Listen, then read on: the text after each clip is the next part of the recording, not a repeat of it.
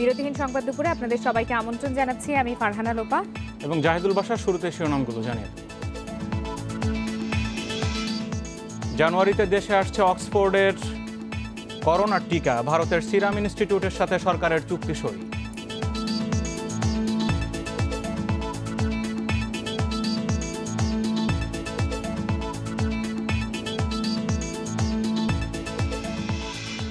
Major Sinha হত্যা মামলায় 15 জনের বিরুদ্ধে চার্জশিট। মূল পরিকল্পনাকারী টেকনাফের সাবেক ওসি প্রদীপ।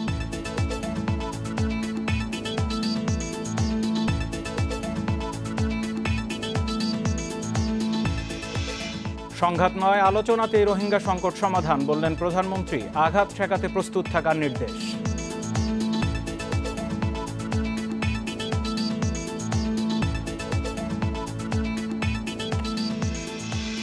চট্টগ্রামে ইউপি চেয়ারম্যান আমজাদ হত্যায় 10 জনের ফাঁসি, 5 জনের যাবজ্জীবন, 4 আসামি বেকসুর খালাস।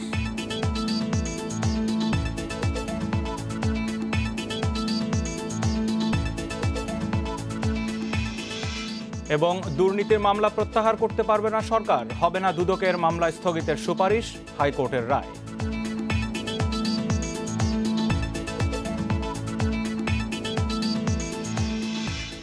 শুনছিলেন এবার পুরো খবর। জানুয়ারিতে এই দেশে করোনার টিকা পাওয়া যাবে বলে জানিয়েছেন স্বাস্থ্যমন্ত্রী জাহিদ মালিক। সকালে মহাখালীতে ভারতের সিরাম ইনস্টিটিউট ও স্বাস্থ্য অধিদপ্তরের মধ্যে ক্রয় চুক্তি হয়েছে। আজই চুক্তির কাগজ পাঠানো হবে সিরাম ইনস্টিটিউটে। 15 ডিসেম্বরের মধ্যে সই হয়ে তা ফেরত আসবে বাংলাদেশে। মন্ত্রীর আশা সবকিছু ঠিক থাকলে জানুয়ারিতে ভ্যাকসিনের প্রথম চালান পাবে বাংলাদেশ। এরপর প্রতি মাসে 50 লাখ করে 6 মাসে 3 কোটি ডোজ ভ্যাকসিন দেশে আসবে। মন্ত্রী জানান, অক্সফোর্ড ছাড়াও আরও রাশিয়া, চীন ও যুক্তরাষ্ট্রেও ভ্যাকসিনের বিষয়ে যোগাযোগ হচ্ছে। অক্সফোর্ডের করোনা টিকা 3 কোটির বেশি দিতে না পারলে অন্য দেশ থেকে ভ্যাকসিন আনা হবে।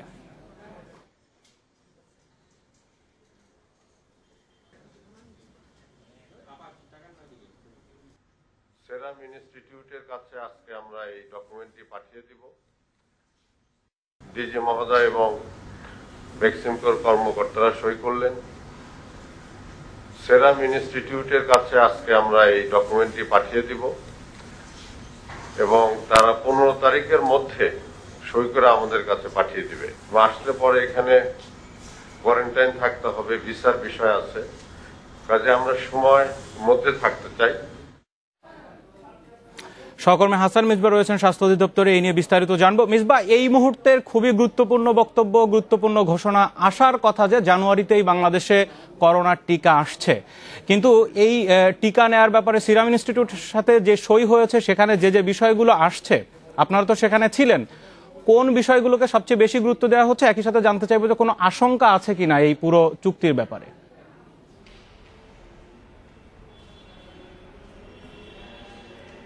দেখুন, এর আগে 5 নভেম্বর বেক্সিমকো ফার্মাসিউটিক্যালস এবং ভারতীয় সিরাম ইনস্টিটিউটের মধ্যে চুক্তি হয়েছিল অক্সফোর্ডের টিকা বাংলাদেশে পাওয়ার বিষয়ে। তারপরে আজকে সিরাম ইনস্টিটিউটের সঙ্গে স্বাস্থ্য অধিদপ্তর অর্থাৎ সরকারের একটি ক্রয় চুক্তি হয়েছে, যার মাধ্যমে বা সিরাম থেকে বাংলাদেশ সরকার সেই টিকাগুলো যাতে কিনতে পারে তার একটি প্রক্রিয়া সম্পন্ন হলো।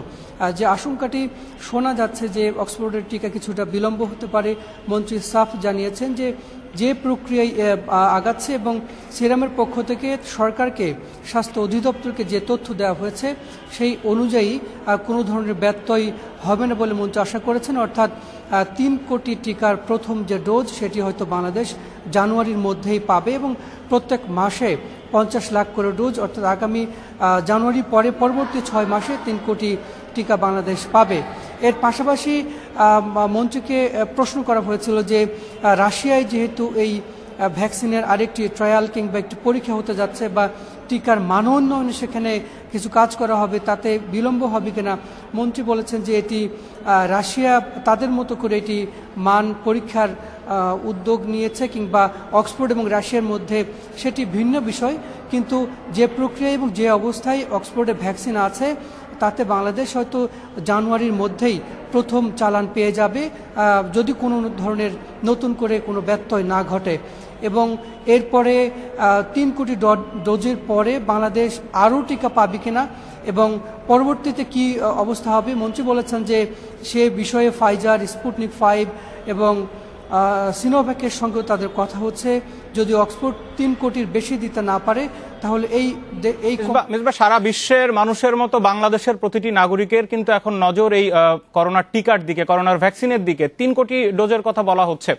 আসার পরে কিভাবে সেগুলো বিতরণ করা হবে, কারা আগে পাবে, কোনো নীতিমালা বা এখন পর্যন্ত সে ধরনের কোনো সিদ্ধান্ত হয়েছে? সরকার ইতিমধ্যে একটি মহাপরিকল্পনা চূড়ান্ত করেছে এবং বেক্সিমকো ফার্মাসিউটিক্যালসের পক্ষ থেকেও বলা হয়েছে যে ধরনের কোল্ড চেইন মেনটেন করা দরকার সেটি আসলে ইতিমধ্যে করা হয়েছে। এবং অক্সফোর্ডের টিকা সব থেকে ভালো বিষয় যে এটি স্বাভাবিক তাপমাত্রায় ফ্রিজিং করা যায় এবং সরকারের সারা বাংলাদেশে যে ইপিআই কেন্দ্রগুলো আছে এই ইপিআই কেন্দ্রের যে ফ্রিজ আছে ফ্রিজেই অক্সফোর্ডের টিকা সংরক্ষণ করা যাবে। এবং বেক্সিমকো ফার্মাসিউটিক্যালসের পক্ষ থেকেও এ বিষয়ে বলা হয়েছে যে, এবং স্বাস্থ্য অধিদপ্তরের পক্ষ থেকেও তাদের প্রতি আহ্বান জানানো হয়েছে যে তারা যাতে এই প্রক্রিয়াটি করেন এবং কে টিকা প্রথমে পাবে এবং কিভাবে পুরো চেইনটি মেনটেন করা হবে সেটিও একটি মহাপরিকল্পনা করা হয়েছে। ছোট্ট করে একটু জানতে চাইবো, এই টিকা সাধারণের মাঝে কি একেবারেই বিনামূল্যে বিতরণ করা হবে নাকি অন্য কোনো সিদ্ধান্ত আছে?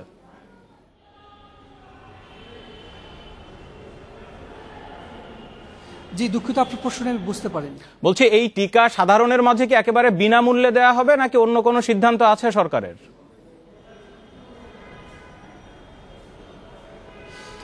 কিছুদিন আগে স্বাস্থ্যমন্ত্রী বলেছেন যে এই টিকা মানুষের মাঝে বিনামূল্যেই দেওয়া হবে।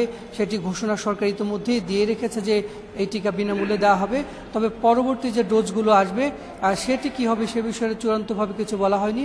অক্সফোর্ড থেকে সিরাম ইনস্টিটিউট থেকে যে 3 কোটি ডোজ পাওয়া যাচ্ছে সেটি বিনামূল্যে দেওয়া হবে এবং পাশাপাশি যে কোভ্যাক্স এবং গ্যাভি থেকে যে টিকাগুলো পাওয়া যাবে সেগুলো বিনামূল্যে দেওয়ার বিষয়ে আপাতত সিদ্ধান্ত তাই আছে। পরবর্তীতে নতুন কোনো সিদ্ধান্ত হলে হয়তো সেটি আমরা জানতে পারবো। হাসান মিসবাহ, আপনাকে অনেক ধন্যবাদ। করোনার ভ্যাকসিন আসছে 3 কোটি ডোজ প্রথম 6 মাসে, জানুয়ারি থেকে সেই খবরের বিস্তারিত জানছিলাম। পুলিশের গুলিতে নিহত অবসরপ্রাপ্ত মেজর সিনহা হত্যায় মূল পরিকল্পনাকারী টেকনাফ থানার ওসি প্রদীপ কুমারের নাম উল্লেখ করে মামলার চার্জশিট দাখিল করা হয়েছে আদালতে। সকালে কক্সবাজার চিফ জুডিশিয়াল ম্যাজিস্ট্রেট তামান্না ফারার আদালতে চার্জশিট জমা দেয় তদন্তকারী কর্মকর্তা র্যাবের সহকারী পুলিশ সুপার খায়রুল ইসলাম। চার্জশিটে হত্যায় 15 জন জড়িত ছিল বলে উল্লেখ করা হয়। বিচার বহির্ভূত হত্যাকাণ্ড, মাদক ব্যবসায়ীদের সঙ্গে লেনদেন, চাঁদাবাজি সহ বিভিন্ন অপরাধের সঙ্গে টেকনাফ থানার বরখাস্ত ওসি প্রদীপ কুমার দাস জড়িত ছিল। এসব অপরাধের অনেক কিছুই জানত মেজর সিনহা মোহাম্মদ রাশেদ। তথ্য প্রমাণও ছিল তার কাছে। হত্যার 4.5 মাস পর দেয়া চার্জশিটে এসব তথ্য উঠে আসে। এতে বলা হয়, সিনহার কাছে প্রদীপের বিরুদ্ধে তথ্য প্রমাণ আছে এটা নিশ্চিত হওয়ার পর তাকে হত্যার পরিকল্পনা করে প্রদীপ। প্রামাণ্যচিত্রের জন্য কাজ করতে যাওয়া সিনহাকে কক্সবাজারে মেরে ফেলার ছক কষে টেকনাফের সাবেক এই ওসি। রোববার সকালে কক্সবাজার চিফ জুডিশিয়াল ম্যাজিস্ট্রেটের আদালতে 15 জনকে অভিযুক্ত করে চার্জশিট জমা দেয় তদন্তকারী কর্মকর্তা। অভিযুক্ত 15 জনের মধ্যে প্রদীপ কুমার দাস, বাহারছড়া ক্যাম্পের সাবেক পরিদর্শক লিয়াকত আলী, সাবেক এসআই নন্দদুলাল রক্ষিত সহ 14 জন গ্রেপ্তার আছেন। পলাতক রয়েছে সাবেক পুলিশ কনস্টেবল সাগর দেব। তদন্ত কাজ নিয়ে সন্তুষ্ট রাষ্ট্রপক্ষের আইনজীবী। তৎপরতার সাথে মামলার চার্জশিট দিয়েছে আজকে। এ মামলায় 15 জন আসামি করা হয়েছে। র্যাবের পক্ষ থেকে তারা সাংবাদিক সম্মেলন করে এটা সাংবাদিকদের জানালেন বলে। এদিকে হত্যার পরপরই সিনহার সহকর্মী শিপ্রা দেবনাথ ও শাহিদুল ইসলাম শিফাতের বিরুদ্ধে মাদকসহ দায়ের করা হয় 3টি মামলা। এই মামলাগুলোর চূড়ান্ত তদন্ত প্রতিবেদন জমা দেওয়া হয় গত বৃহস্পতিবার। দুজনেই জামিনে আছেন। Independent News desk. সংঘাত নয়, মিয়ানমারের সাথে আলোচনার মাধ্যমেই রোহিঙ্গা সংকট সমাধানের চেষ্টা চলছে বলে জানিয়েছেন প্রধানমন্ত্রী শেখ হাসিনা। তবে দেশের সার্বভৌমত্বের উপর আঘাত এলে তা প্রতিরোধে প্রস্তুত থাকতে সেনাবাহিনীকে নির্দেশ দিয়েছেন তিনি। সকালে ন্যাশনাল ডিফেন্স কোর্স এবং আর্মড ফোর্সেস ওয়ার কোর্সের গ্রাজুয়েশন অনুষ্ঠানে গণভবন থেকে ভার্চুয়ালি যুক্ত হয়ে সব কথা বলেন প্রধানমন্ত্রী। করোনার কারণে বিভিন্ন ক্ষেত্রে প্রতিবন্ধকতার শিকার হলেও ন্যাশনাল ডিফেন্স কলেজের কার্যক্রম একদিনের জন্য বন্ধ হয়নি। অনলাইনে চলমান ছিল প্রতিটি ক্লাস। প্রায় 1 বছরের এনডিসি কোর্স ও আর্মড ফোর্সেস ওয়ার কোর্সের সমাপনী শেষে কর্মকর্তাদের হাতে সনদ তুলে দেন প্রধানমন্ত্রী শেখ হাসিনা। গণভবন থেকে ভিডিও কনফারেন্সিংয়ে অনুষ্ঠানে যুক্ত হন প্রধানমন্ত্রী। এ সময় বাংলাদেশের উপর কোনো আঘাত এলে তা প্রতিরোধে সশস্ত্র বাহিনীকে প্রস্তুত থাকার নির্দেশ দেন তিনি। বলেন, বাংলাদেশ শান্তি চায় বলেই রোহিঙ্গা ইস্যুতে মিয়ানমারের সাথে কোনো সংঘাতে যায়নি। আমরা যুদ্ধ চাই না, আমরা শান্তি চাই। কিন্তু কেউ যদি আমার সার্বভৌমত্বে আঘাত করতে আসে, প্রতিঘাত করবার মতো সক্ষমতা যেন আমরা অর্জন করতে পারি, সেভাবেই আমাদের প্রশিক্ষণ এবং সেভাবেই আমাদের প্রস্তুতি থাকতে হবে। এ কথাটা আমাদের সশস্ত্র বাহিনীর সকল সদস্যকে সদা মনে রাখতে হবে। কিন্তু আমরা সবসময় শান্তিতে বিশ্বাস করি এবং আমরা শান্তি চাই। যেমন মিয়ানমার থেকে আমাদের এখানে আশ্রয় নিয়েছে মিয়ানমারের নাগরিক প্রায় 10 লক্ষের উপরে। আমরা তাদের সাথে কখনো সংঘাতে যাইনি, কিন্তু আলোচনা করে এটা সমাধান করার চেষ্টা করছে। করোনার কারণে স্কুল খুলতে না পারার আক্ষেপের কথা জানান প্রধানমন্ত্রী। দেশের কাঙ্ক্ষিত অর্থনৈতিক প্রবৃদ্ধি অর্জন করতে না পারার কথাও তুলে ধরেন তিনি। তবে 2041 সালের মধ্যে উন্নত ও সমৃদ্ধ বাংলাদেশ গড়ে তোলার লক্ষ্যের কথা আবারও জানান শেখ হাসিনা। যেমন আমাদের লক্ষ্য ছিল যে আমাদের জিডিপি 8.2 অর্জন করব, কিন্তু যেখানে সারা বিশ্ব একেবারে স্থবির হয়ে গেছে, এটা শুধু বাংলাদেশ বলে নয়, তারপরেও আমরা 5.4 পর্যন্ত আমাদের প্রবৃদ্ধি অর্জন করতে সক্ষম হয়েছি। একটা জায়গায় আমাদের একটু দুশ্চিন্তা, ছোট্ট শিশুদের স্কুল। কোভিড-19-এর কারণে আমরা হয়তো স্কুলগুলি খুলতে পারছি না। অনলাইনে শিক্ষার ব্যবস্থা বা টেলিভিশনের মাধ্যমে আমরা ক্লাসগুলি করার ব্যবস্থা করেছি। এনডিসি কোর্স শেষে এবার সনদ গ্রহণ করেন 82 জন কর্মকর্তা। এর মধ্যে সেনা, নৌ, বিমান বাহিনী, সিভিল প্রশাসন ও পুলিশের পাশাপাশি রয়েছেন 12 দেশের 25 জন বিদেশি কর্মকর্তাও। এছাড়া ওয়ার কোর্স সম্পন্ন করেছেন 52 জন। Zahidul Bashar, Independent News, Dhaka. দুর্নীতির অভিযোগে দায়ের করা মামলা সরকার প্রত্যাহার করতে পারবে না। দুদকের কোনো মামলা প্রত্যাহারে সুপারিশও করা যাবে না বলে রায় দিয়েছেন হাইকোর্ট। এ রায়কে সুদূর প্রসারী আখ্যা দিয়েছেন দুদক আইনজীবী খুরশিদ আলম খান। বিচারপতি এম ইনায়েতুর রহিম ও বিচারপতি মুস্তাফিজুর রহমানের বেঞ্চ বৃহস্পতিবার এ রায় দেন। স্বরাষ্ট্র মন্ত্রণালয়ের সুপারিশ নিয়ে সিলেটের জনৈক ব্যক্তির টিন আত্মসাতের মামলা প্রত্যাহার বিষয়ে করা রুলের চূড়ান্ত শুনানি শেষে হাইকোর্ট এই রায় দেন। রায়ে বলা হয়, 2004 সালের সংশোধিত আইন অনুযায়ী দুর্নীতি দমন কমিশন একটি স্বাধীন ও স্বতন্ত্র সংস্থা। এর ফলে দুদকের অনুমোদিত মামলা প্রত্যাহারে কেউ হস্তক্ষেপ করতে পারবে না। সিলেটের বিশেষ আদালতে একটি দুর্নীতির মামলা স্বরাষ্ট্র মন্ত্রণালয়ের সুপারিশে প্রত্যাহারের ঘটনা ঘটে। এ ঘটনায় 2016 সালে হাইকোর্টে রিভিশন আবেদন করেন দুর্নীতি দমন কমিশন। সে আবেদনের শুনানি শেষে হাইকোর্ট এই রায় দেন।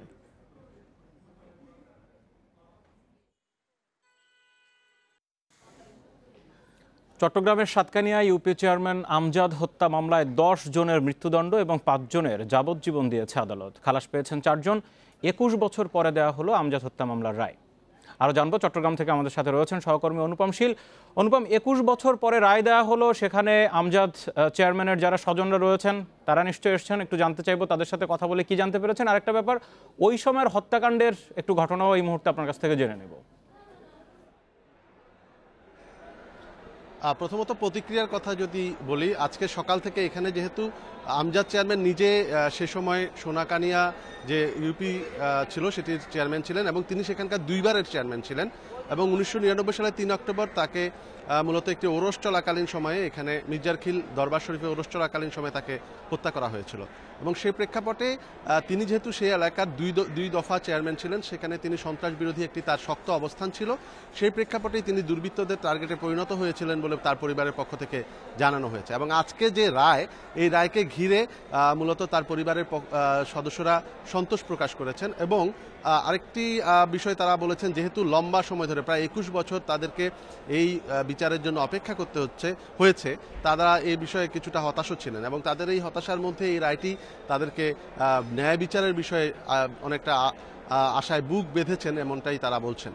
আর বিপরীতমুখী প্রতিক্রিয়াও ছিল এখানে আজকে সকাল থেকেই, যেহেতু এখানে এই মামলায় আরেকজন ফাঁসির দণ্ডপ্রাপ্ত নেজামউদ্দিন, তিনি মূলত বর্তমানে সেই ইউনিয়নের চেয়ারম্যান, তারও অনেক এখানে অনুসারীরা উপস্থিত হয়েছিলেন এবং 2 দল অনুসারীর মধ্যে কিন্তু বাগবিতণ্ডা হয়েছে, হাতাহাতি হয়েছে এবং সেই প্রেক্ষাপটে তার অনুসারীরাও কিন্তু এই পুরো মামলাটিকে একটি রাজনৈতিক হয়রানিমূলক মামলা উল্লেখ করে এই রায়ে তারা বিক্ষুব্ধ প্রতিক্রিয়া জানিয়েছেন এবং আসামি পক্ষের আইনজীবী তারা মূলত বলছেন যে এই রায়ের জন্য তারা উচ্চ আদালতে শীঘ্রই আপিল করবেন। এই যে 10 জনের ফাঁসি, 5 জন যাবজ্জীবন, এই 15 জন আসামির কারা, কে কোথায় কি আছেন, গ্রেপ্তার কতজন? এদের মধ্যে মূলত যারা যে 10 জনের ফাঁসি দণ্ডপ্রাপ্ত তাদের মধ্যে একজন পলাতক আছেন, বাকিরা সবাই গত 22 নভেম্বর তারা যখন এই মামলার সর্বশেষ শুনানির দিনে তাদেরকে আদালত এখান থেকে জামিন নামঞ্জুর করে কারাগারে পাঠিয়েছিল। বাকি একজন তিনি তার বিষয়ে কথা হচ্ছে যে তিনি গত 22 নভেম্বর আদালতে উপস্থিত ছিলেন, কিন্তু তিনি যখন বুঝতে পেরেছেন যে তারকেও হয়তো কারাগারে যেতে হতে পারে তখন তিনি কারাগার থেকে পালিয়ে গিয়েছেন, এরকম একটি অভিযোগ যেখানে যারা আমজাদ চেয়ারম্যানের যারা স্বজনরা আছে তারা করেছেন। যদিও পুলিশ বলছে যে তিনি আসলে আদালতে এসেছেন এরকম কোনো তথ্য তাদের কাছে নেই।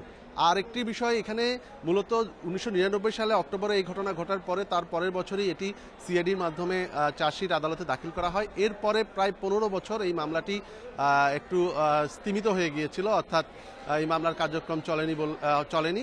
2015 সালের পরে এসে এই মামলাটি আবার জেগে ওঠে এবং তারপরেই এই আজকে এটি নিম্ন আদালতের এই রায়টি হলো এবং এই রায়কে ঘিরে আমরা সকাল থেকে দেখেছি যে চট্টগ্রামের আদালত প্রাঙ্গণে যেহেতু দুই পক্ষেরই বিপুল পরিমাণ লোকজন এখানে উপস্থিত ছিলেন এবং তাদের মধ্যে হাতাহাতি হয়েছে, সেই প্রেক্ষাপটে আইনশৃঙ্খলা রক্ষাকারী বাহিনীর একটি শক্ত অবস্থানও ছিল। পরবর্তীতে তারা উভয় পক্ষকে সরিয়ে দিয়ে এখানে যে নিরাপত্তাটা নিশ্চিত করেছেন।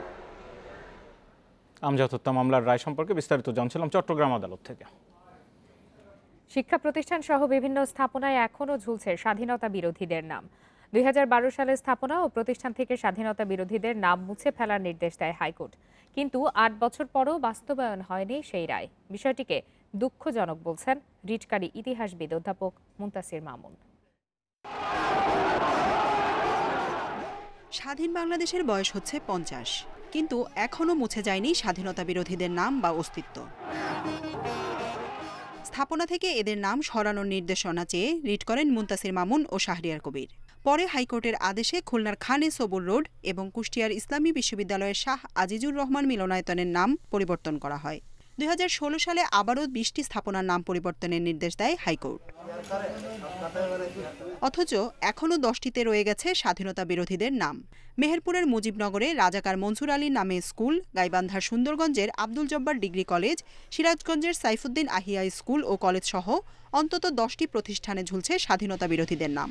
যাদেরটা এখনো পরিবর্তন হয়নি তাদেরটা পরিবর্তন করে কোর্টকে জানাতে যে সবগুলো পরিবর্তন হয়ে গেছে, কিন্তু দুর্ভাগ্য হচ্ছে যে প্রায় 1 বছরের মতন সময় চলে গেছে, কিন্তু সরকারের কাছ থেকে আমরা এখন পর্যন্ত কোনো কমপ্লায়েন্স পাইনি এবং আমরা আশা করছি এই বিষয়টা দ্রুত আমরা কোর্টের নজরে আনব। আদালতের আদেশ বাস্তবায়নে দেরি হওয়ায় আক্ষেপ জানালেন ইতিহাসবিদ মুনতাসির মামুন। প্রয়োজনে একটি তদারক কমিটি গঠনের তাগিদ দেন তিনি।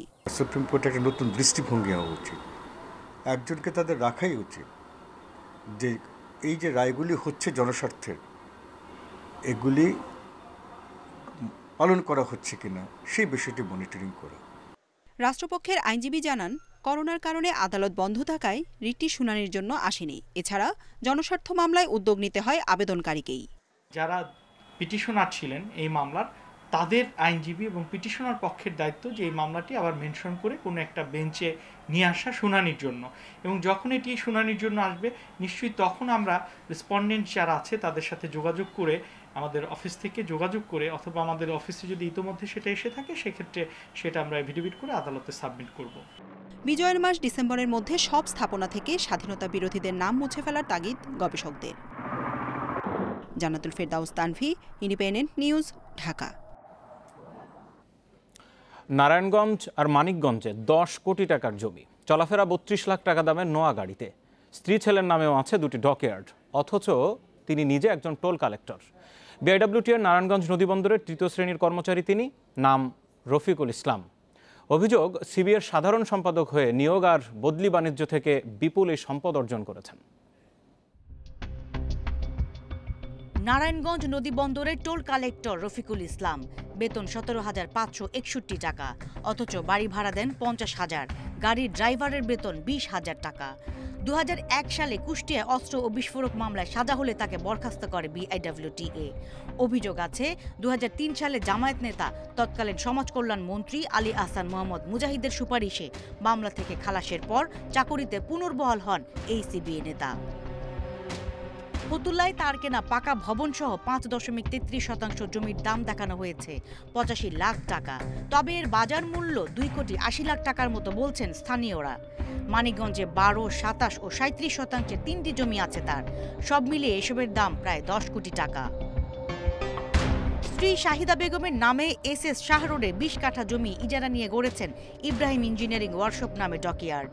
বয়স কম দেখিয়ে ছেলে ইব্রাহিমের নামে গান্থাকুল এলাকায় 6000 বর্গফুট জমি ইজারা নিয়ে গড়েছেন আরেকটি ডকইয়ার্ড। তবে BIWT এর কর্মকর্তা কর্মচারী বা তাদের স্বজনের নামে নদীটির ইজারার বিধান নেই। চারারগোপ বন্দরে দায়িত্বপ্রাপ্ত হলেও কর্মস্থলে আসেন না, আছে চাঁদা নেয়ার অভিযোগও। কর্তব্যরত কোনো শুল্ক আদায়কারীর দায়িত্ব অবহেলা করার তার কোনো সুযোগ নেই। এটা একটা গুরুতর অপরাধ এবং তার বিরুদ্ধে প্রয়োজনীয় বিভাগীয় ব্যবস্থা এবং সে ব্যবস্থাটা অত্যন্ত কঠিন ব্যবস্থা, কারণ যেহেতু শুল্ক আদায়ের সঙ্গে সংশ্লিষ্ট সেটা গ্রহণ করা হবে। 2019 সালের ফেব্রুয়ারিতে রফিকুল ইসলাম ও তার পরিবারের সম্পদের হিসাব চেয়ে 12 ধরনের তথ্য বিবরণী জমা দিতে নোটিশ দেয় দুদক। তবে জিজ্ঞাসাবাদের মুখোমুখি হতে হাজির হননি তিনি। আমার ব্যাপারে দুদকের মামলা আছে, দুদকে লিখিত দিয়ে আসছে যে 1.5 কোটি টাকার উপরে যদি কোনো সম্পদ আমার থাকে তারপরে আপনারা যে ব্যবস্থা নেবেন সেই ব্যবস্থা আমি গ্রহণ করে নেব। CBA নেতাদের বিরুদ্ধে নিয়োগ ও বদলি বাণিজ্যের অভিযোগ তদন্ত করে নৌ মন্ত্রণালয়ের কমিটি। এর সত্যতা পেয়ে 5টি সুপারিশ সহ দেয়া হয়েছে প্রতিবেদনও, তবে সেসবের কিছুই বাস্তবায়ন হয়নি। তার যদি কোনো ডকিয়ার্ড থাকে, আমাদের এখানে লাইসেন্স নেওয়া ডকিয়ার্ড, তাহলে তো আমরা সহজেই খুঁজে পাবো। আর যদি অবৈধভাবে কোনো ডকিয়ার্ড চলে, আমাদের ফোরশোরের মধ্যে আমরা অবশ্যই সেটা উচ্ছেদ করে দেব। এখন বাড়ি বা সম্পত্তি কারো থাকতেই পারে, বৈধভাবে থাকতে পারে, সেটা অবশ্যই আমরা যাচাই করে দেখব যে তার ট্যাক্স রিটার্ন, তার এই আয়ের উৎস কি, এগুলো তো। নৌ প্রতিমন্ত্রীও বলছেন কর্মকর্তা কর্মচারীদের বিরুদ্ধে জিরো টলারেন্স নীতির কথা।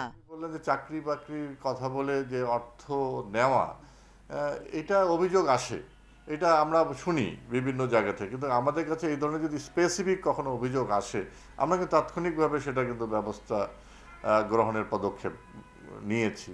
এদিকে রফিকুলের মেজ ছেলে ওমর ফারুকের চাকরি BIWT এর মার্কম্যান পদে, তবে তিনি শুল্ক আদায়ের দায়িত্ব পালন করছেন নারায়ণগঞ্জ বন্দরে। Afroza Khatun, independent News, Dhaka. রাজধানীর ফুলবাড়িয়ায় নকশা বহির্ভূত অবৈধ দোকান ও মার্কেট উচ্ছেদ করছে ঢাকা দক্ষিণ সিটি কর্পোরেশন।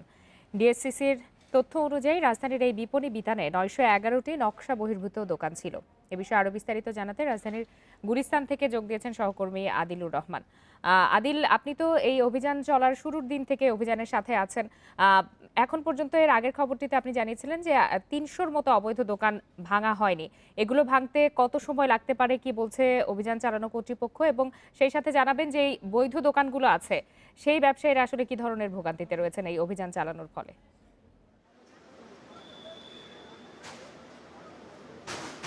দেখুন, সরকারি ছুটির 2 দিন বিরতি দিয়ে আবার আজকে কিন্তু 4র্থ দিনের মতো যে অভিযান, সেই অভিযানটি শুরু হয়েছে।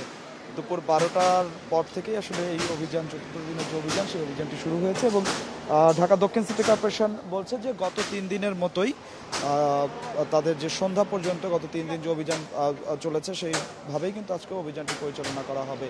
তবে আজকেও এই অভিযানটি শেষ হবে না এমন কিন্তু একটা আভাস আমরা পেয়েছি। তার কারণ আপনাকে বলে রাখি যে এখন মূলত যে দোকানগুলো ভাঙা হচ্ছে এগুলো বেসমেন্টের দোকান বা ভেতরের অংশের দোকান। আর এই ভেতরের অংশের দোকানগুলোতে কিন্তু আসলে যে অবৈধ স্থাপনা উচ্ছেদের জন্য যে যন্ত্রগুলো ব্যবহার করা হয়ে থাকে, আমরা দেখে থাকি, সেই যন্ত্রগুলো দিয়ে কিন্তু এই দোকানগুলো ভাঙা সম্ভব নয়। সে কারণে হাতুড়ি দিয়ে মূলত শাটার ভেঙে বা দেয়াল ভেঙে এই দোকানগুলো ভাঙা হচ্ছে। যে কারণে যেহেতু শ্রমিক দিয়ে ভাঙা হচ্ছে, সেক্ষেত্রে কিন্তু আসলে বেশ খানিকটা সময় লাগছে। প্রধান সম্পত্তি কর্মকর্তা রাসেল সাবরিন তিনি বলছেন যে আগামীকালও এই উচ্ছেদ অভিযান সেটি চলবে। তবে আগামীকালও যদি শেষ না হয়ে থাকে, সেক্ষেত্রে কিন্তু আরও যদি সময় লাগে, সেই সময়ের মধ্যে, অর্থাৎ সিটি কর্পোরেশন বলছে যে যত সময় লাগুক না কেন এই 911টি যে অবৈধ দোকান আছে সেই দোকানগুলো উচ্ছেদের পরে কিন্তু এখানে উচ্ছেদ অভিযান সেটি সমাপ্ত ঘোষণা করা হবে। তবে আপনাকে জানিয়ে রাখি যে অবৈধ স্থাপনা যেগুলো উচ্ছেদ করা হচ্ছে, এর কারণে বৈধ যে দোকান আছে, Nagar plaza, Zaker plaza, city plaza, এই 3টি ভবনে মোট 531টি বৈধ দোকান আছে, যেটি সিটি কর্পোরেশন বলছে। এখানকার ব্যবসায়ীরা মূলত বিপাকে পড়েছেন। তার কারণ গত মঙ্গলবার থেকে যখন উচ্ছেদ অভিযান শুরু হয়েছে, তার পরপরই কিন্তু এখানে বৈধ দোকানগুলোতে বিদ্যুৎ সংযোগ বিচ্ছিন্ন হয়ে গিয়েছে।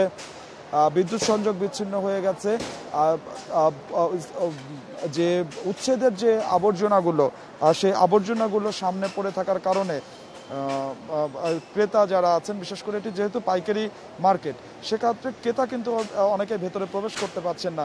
অর্থাৎ বৈধ দোকানের যেসব ব্যবসায়ীরা আছেন তারা বলছেন যে তারা লক্ষ লক্ষ টাকার পণ্য কিন্তু আসলে দোকানে তুলেছেন, যেগুলো তারা বিক্রি করতে পারছেন না, এবং সেক্ষেত্রে তারা একটা ক্ষতির সম্ভাবনা আসলে করছেন। সব মিলে বলা যায় যে চতুর্থ দিনের অভিযান চলছে এবং সিটি কর্পোরেশন বলছে যে তারা সবগুলো অবৈধ দোকান সেগুলো উচ্ছেদের পরে এখানে উচ্ছেদ অভিযান সমাপ্ত ঘোষণা করবে।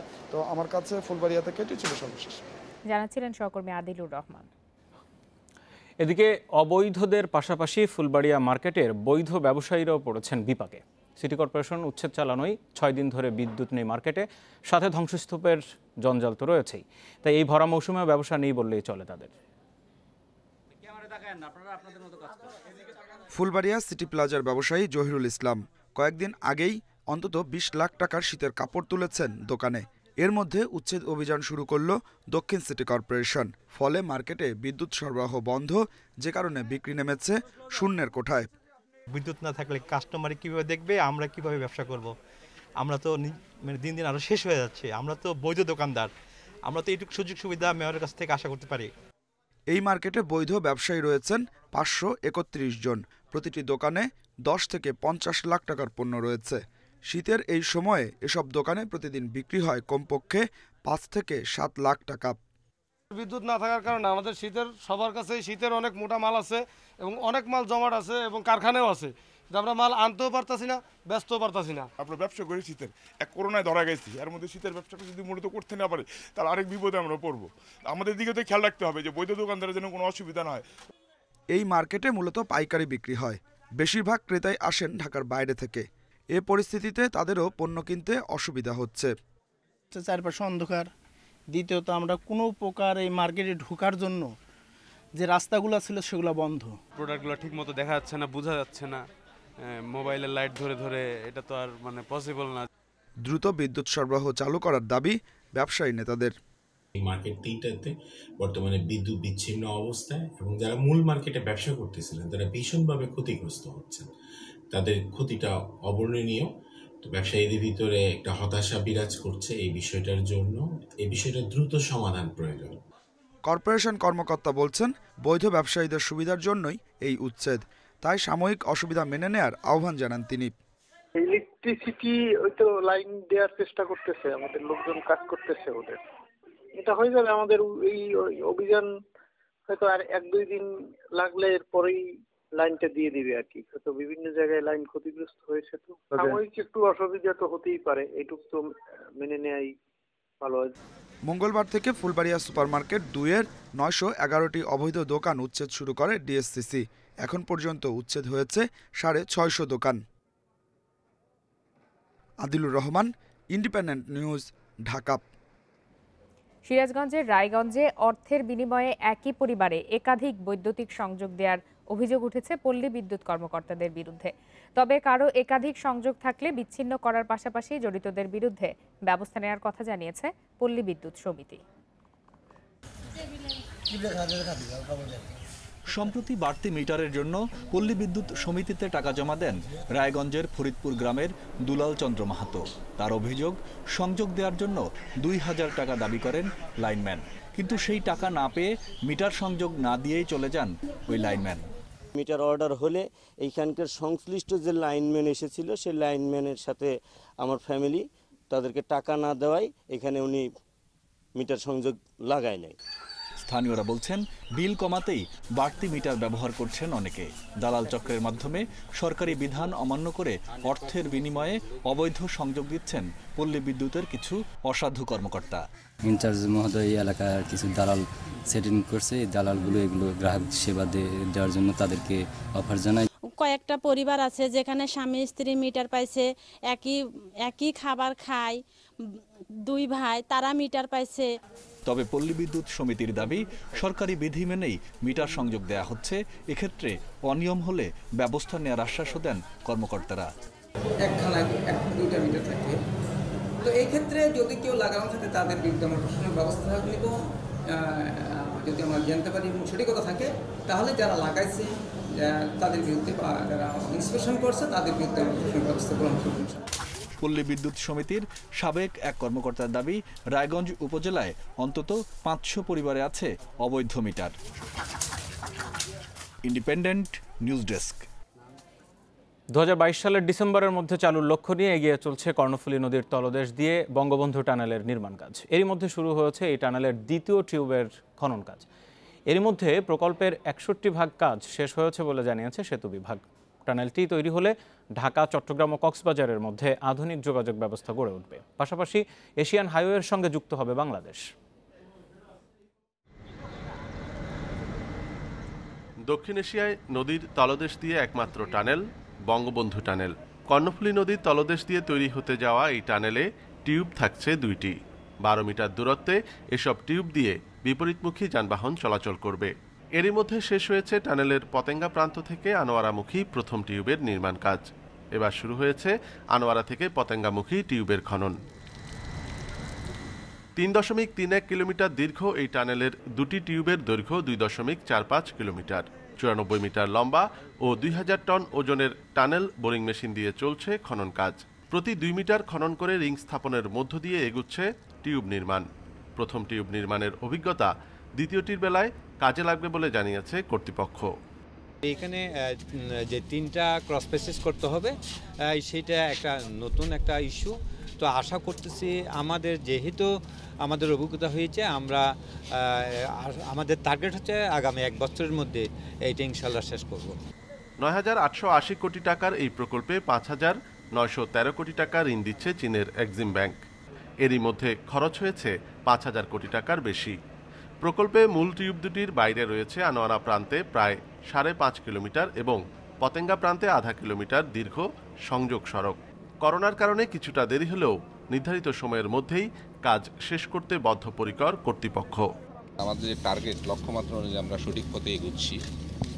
আর আমাদের প্রকল্পে যে সময়সীমা ধরা আছে সেটা হলো আমাদের 2022 সালের ডিসেম্বরের মধ্যে এটা শেষ করার টার্গেট।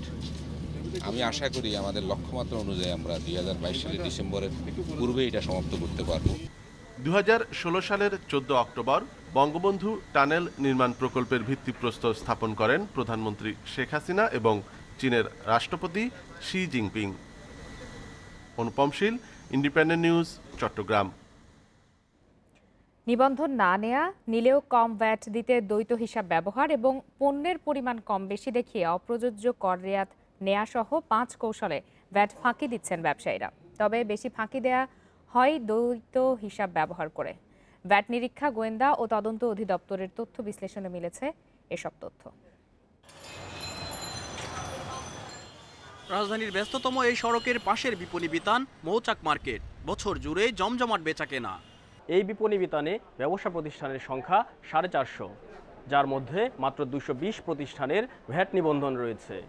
অর্থাৎ অর্ধেকেরও বেশি ব্যবসায়ী ভ্যাট নিবন্ধন ছাড়া ব্যবসা পরিচালনা করছেন। একই চিত্র সারা দেশের। এছাড়া অনলাইন ব্যবসার প্রসার বাড়লেও বেশিরভাগ উদ্যোক্তাই নেননি ভ্যাট নিবন্ধন।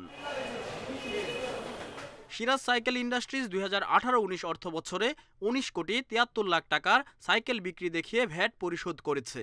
কিন্তু প্রতিষ্ঠানটির কাগজপত্র ঘেঁটে ভ্যাট গোয়েন্দারা পেয়েছেন 73 কোটি 86 লাখ টাকা বিক্রির তথ্য।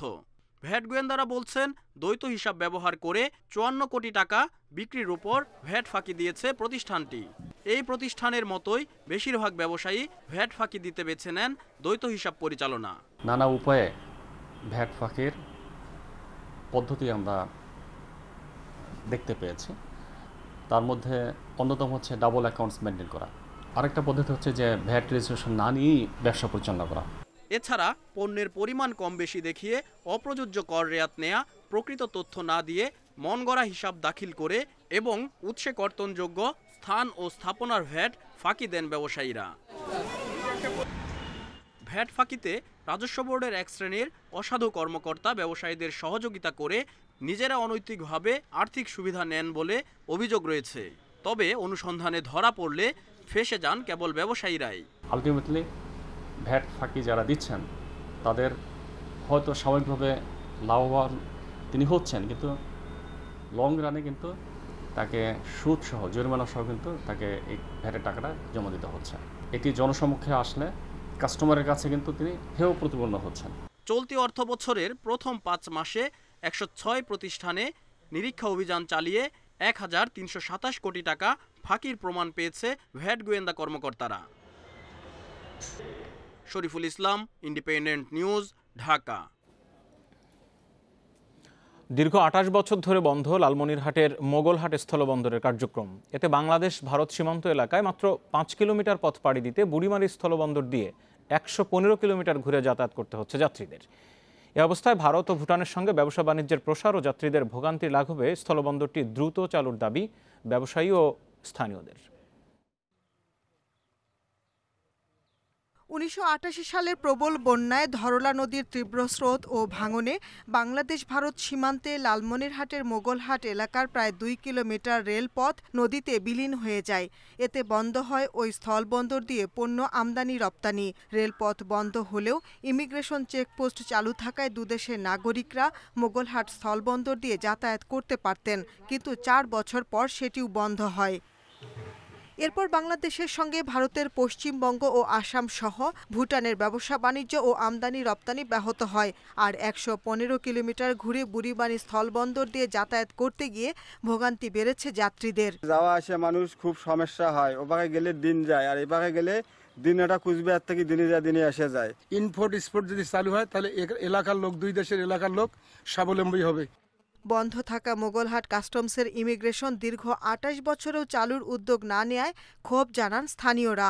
আমাদের স্থলবন্দরটা চালু হইতো তাহলে আমাদের এই যে গ্রামের বা অনেক জায়গার এখানকার ছেলেবেলে, যুব সমাজের ছেলেবেলে চলাফেরা করতে পারতো, কিছু কর্ম খুঁজে পাইত। সারা বিশ্বের সাথে বিশ্বের যোগাযোগ হচ্ছে।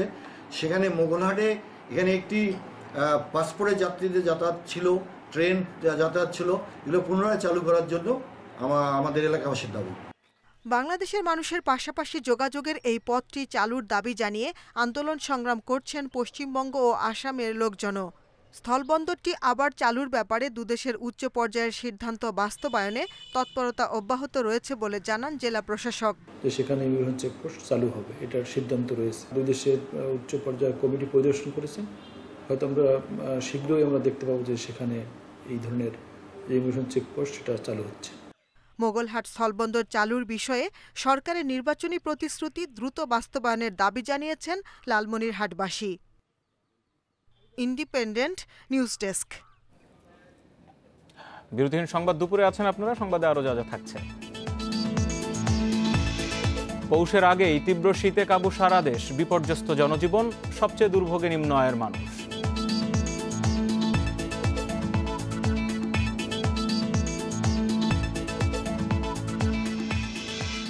জলবায়ু জরুরি অবস্থা ঘোষণার আহ্বান গুতেরেসের, কার্বন নিঃসরণ কমানোর ঘোষণা বিশ্ব নেতাদের।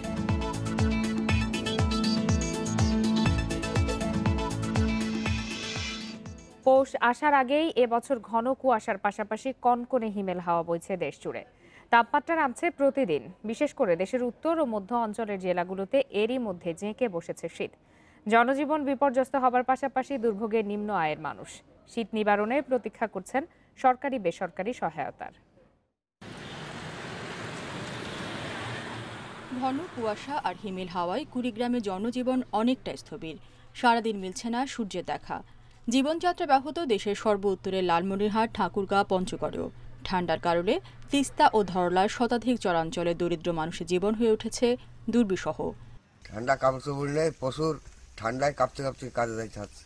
এই 4-5 দিন থেকে খুবই ঠান্ডা, তাতে মনে করো পা ধরে, হাত ধরে, এর থাকিয়ে মনে করো আমাশা হইতেছে, শ্বাসকষ্ট।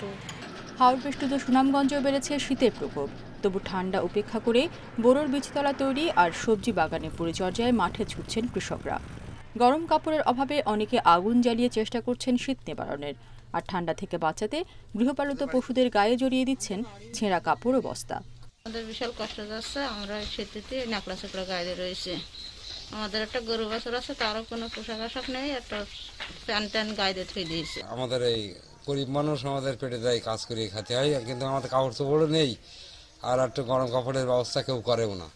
আবহাওয়াবিদরা বলছেন সামনে শৈত্যপ্রবাহ শুরু হলে তাপমাত্রা আরও নামতে পারে। এবছর শীতের তীব্রতা অনেক আগে থেকেই শুরু হয়েছে, তার ধারাবাহিকতায় গত কয়েকদিন থেকে দেশের তাপমাত্রা সব জায়গায় আস্তে আস্তে নামতে শুরু করেছে। ঘন কুয়াশা আরও সামনে বেশ কিছুদিন থাকবে। এবং এই মাসে আরও 1 থেকে 2টি শৈত্যপ্রবাহ বয়ে যাওয়ার সম্ভাবনাও আছে। দুদিন ধরে সূর্যের দেখা মেলেনি মেহেরপুরে। মৃদু বাতাস থাকায় বাড়ছে শীতের তীব্রতা। ঠান্ডায় বিপর্যস্ত চুয়াডাঙ্গার মানুষও। প্রায় একই অবস্থা দেশের মধ্যভাগে লক্ষ্মীপুর, ফেনী, মানিকগঞ্জ সহ বেশিরভাগ জেলায়। সরকারি বেসরকারি সহায়তা না পাওয়ায় দুর্ভোগে দরিদ্ররা। কোনো আর্থিক সহযোগিতা বা শীতের কোনো পোশাক আশাক পায়নি। রেশমি নদী, ইন্ডিপেন্ডেন্ট নিউজ। সূর্যের আলোতে মুক্তোর মতো ঝলমলে শিশির জানান দিচ্ছে এসেছে শীত। শীতে নানা রকমের পিঠে পুলি আর মজাদার পায়েসের অন্যতম অনুষঙ্গ খেজুরের গুড়। হিমেল কনকনে হাওয়া উপেক্ষা করে খেজুর রস সংগ্রহ করে গুড় তৈরিতে ব্যস্ত সময় পার করছেন চুয়াডাঙ্গার গাছিরা। চুয়াডাঙ্গার খেজুর গুড়ের সুনাম দেশ জুড়ে। জেলায় 2 লাখের বেশি খেজুর গাছ রয়েছে। প্রতি বছর শীতের শুরুতেই খেজুর রস সংগ্রহ করে গুড় তৈরিতে ব্যস্ত হয়ে পড়েন গাছিরা। এবারও ব্যতিক্রম হয়নি। গ্রামে গ্রামে শুরু হয়ে গেছে গুড় তৈরির ধুম। এবার কৃষকরা পাটালি গুড় বিক্রি করছেন 150 টাকা কেজি দরে, আর সাধারণ গুড়ের দাম 120 টাকা কেজি। সেন্নি আছে 150 টাকা কেজি বিক্রি। এখন সেন্নি পাড়াচ্ছে, যেনকে রস ঘোলা হয় সেনকে গুড় করা হয়। এবছর কৃষকরা প্রায় সব ফসলেরই ভালো দাম পেয়েছে বলে জানিয়েছে কৃষি সম্প্রসারণ অধিদপ্তর।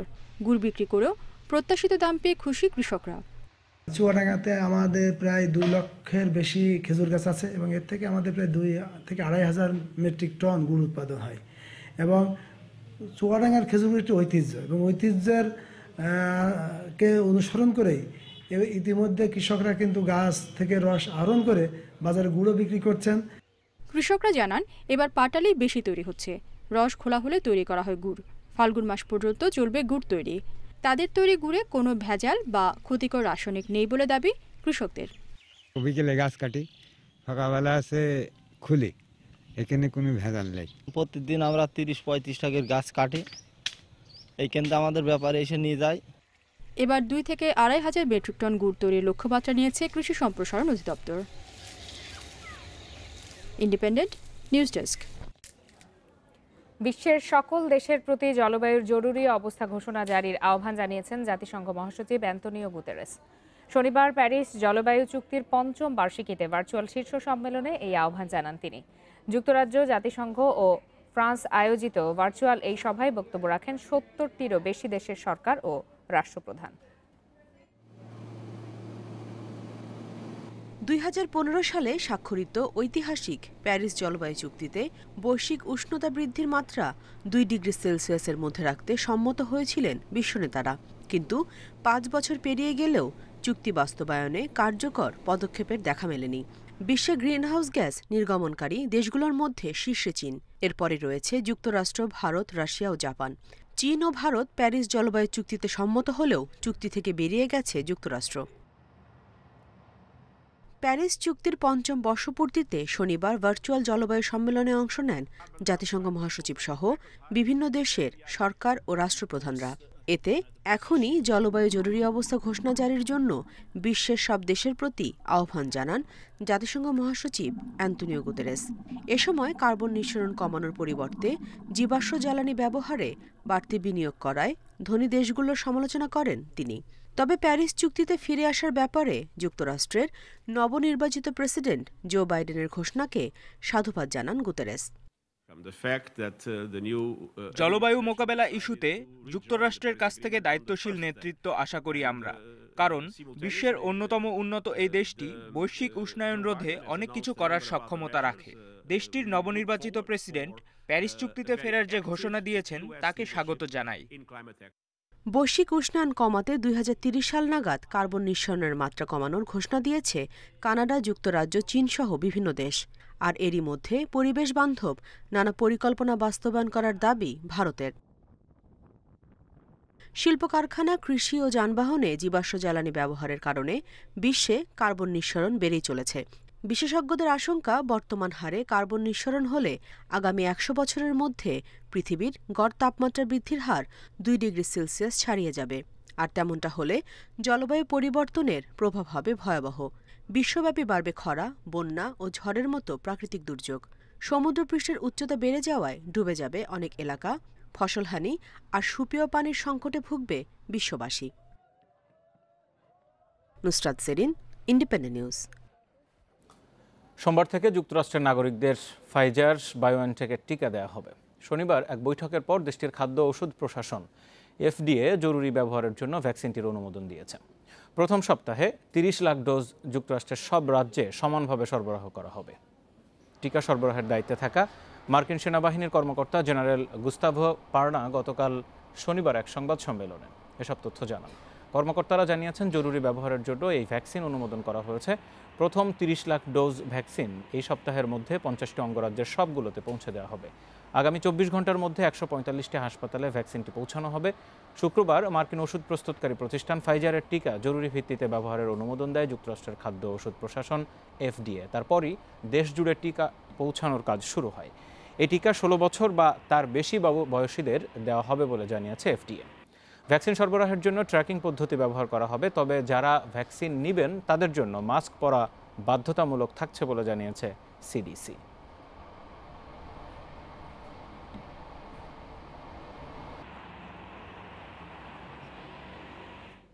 বিশ্বে একদিনে করোনায় আরও 10,000 মানুষের মৃত্যু হয়েছে। নিয়ে মোট মৃত্যু 16,10,000 ছাড়িয়েছে। নতুন 6 লাখের বেশি শনাক্ত নিয়ে মোট আক্রান্ত 7,20,00,000-এর বেশি। এদিকে বড়দিন উপলক্ষে অনেক দেশে কড়াকড়ি শিথিল হওয়ায় সংক্রমণ বাড়ার আশঙ্কা করছেন বিশ্লেষকরা। বিশ্বে করোনা থেকে সুস্থ হয়েছেন 5,04,00,000-এর বেশি মানুষ।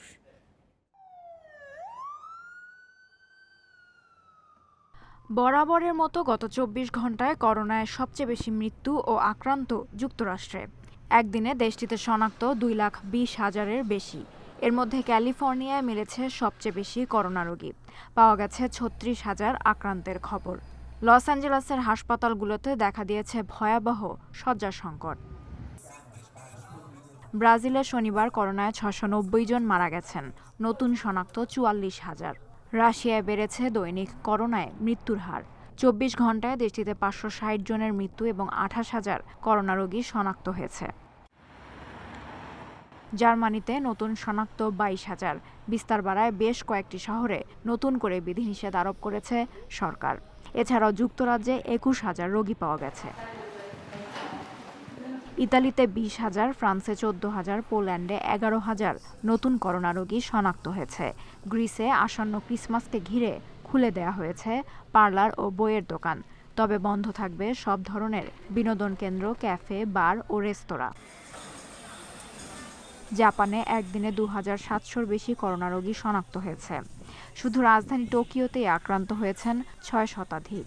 এদিকে শনিবার দক্ষিণ কোরিয়ায় একদিনের সর্বোচ্চ করোনা রোগী শনাক্ত হয়েছে। দেশটিতে 1,030 জনের দেহে করোনার ভাইরাস পাওয়া গেছে। বাড়ানো হয়েছে করোনার নমুনা পরীক্ষার সংখ্যা।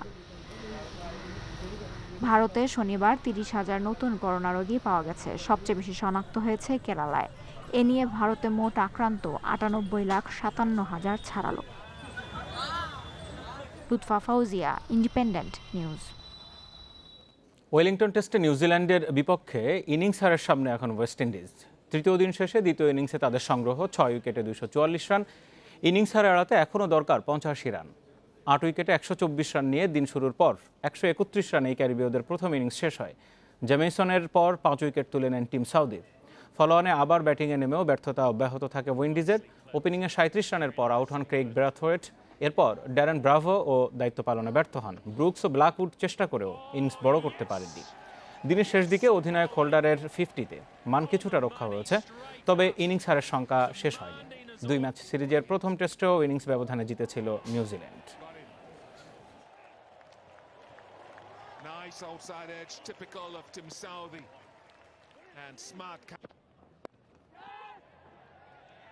সংবাদ দুপুরের বিরতিহীন এই আয়োজন আজ পর্যন্ত।